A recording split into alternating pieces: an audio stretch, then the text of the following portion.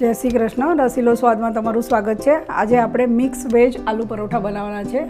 એના માટે મેં 6 બટાકા બાફીને લીધા છે. એને આપણે છીણી લઈશું.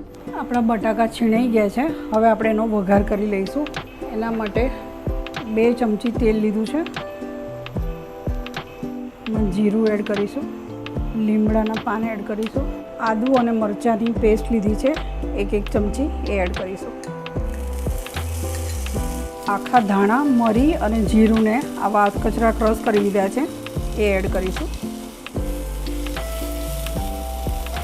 અડધો બાઉલ વટાણા લીધા છે, એને આવી રીતે મિક્સરમાં ક્રશ કરીને લીધા છે.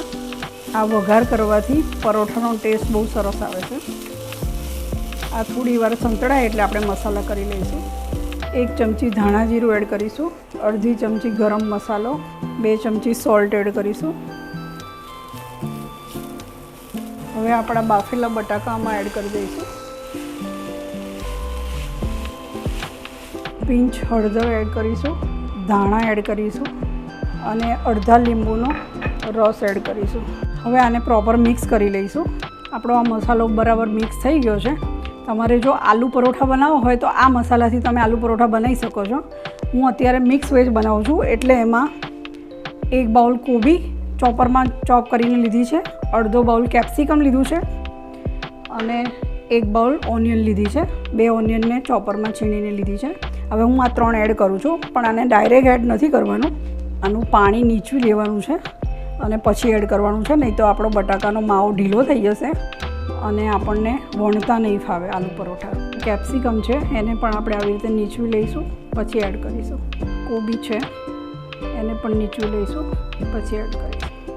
હવે આ મસાલાને આપણે એકવાર બરાબર મિક્સ કરી લઈએ અને પછી આપણે એમાંથી આલુ પરોઠા બનાવીશું.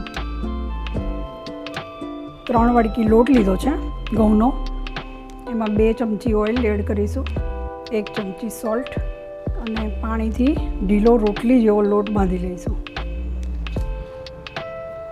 હવે આપણે આપણા મિક્સ વેજ પરોઠાને વણી લઈશું.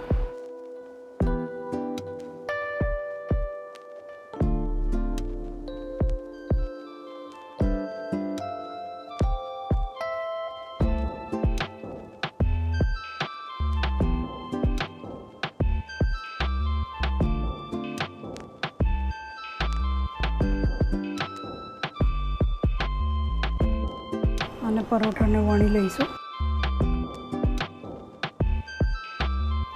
આપણું પરોઠું વણાઈ ગયું છે. હવે આપણે એને શેકી લઈશું. એક સાઈડ થોડું શેકાય એટલે ઉલટાવી લઈશું અને એનામાં તેલ એડ કરીશું.